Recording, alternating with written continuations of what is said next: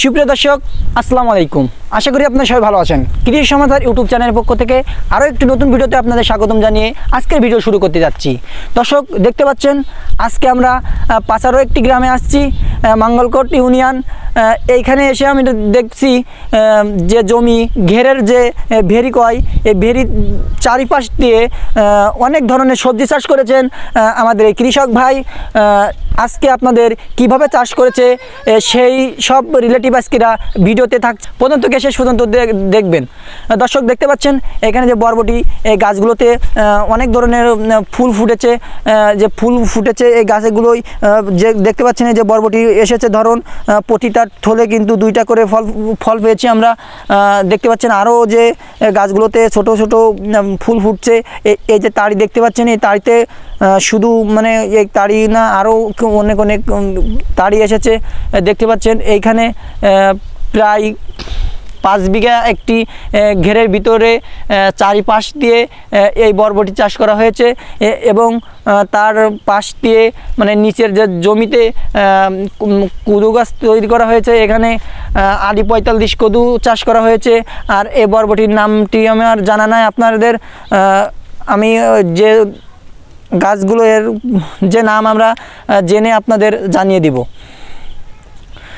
দর্শক আসুন আমাদের সাথে দেখুন এইখানে যে গাছের যে ধরন, এগুলো ধরনগুলো দেখাও।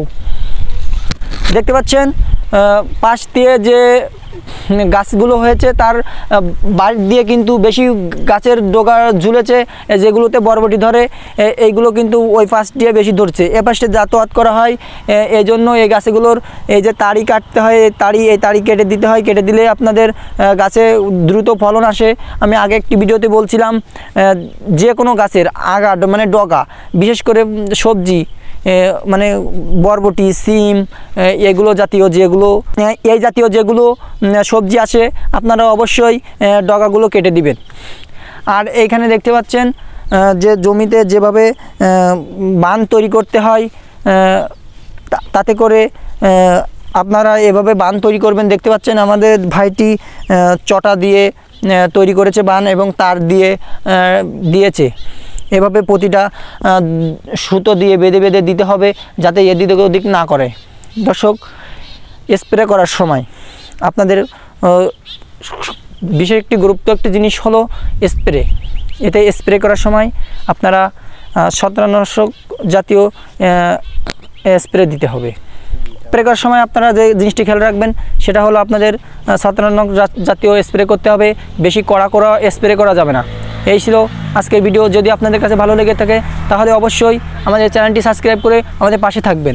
আল্লাহ হাফেজ।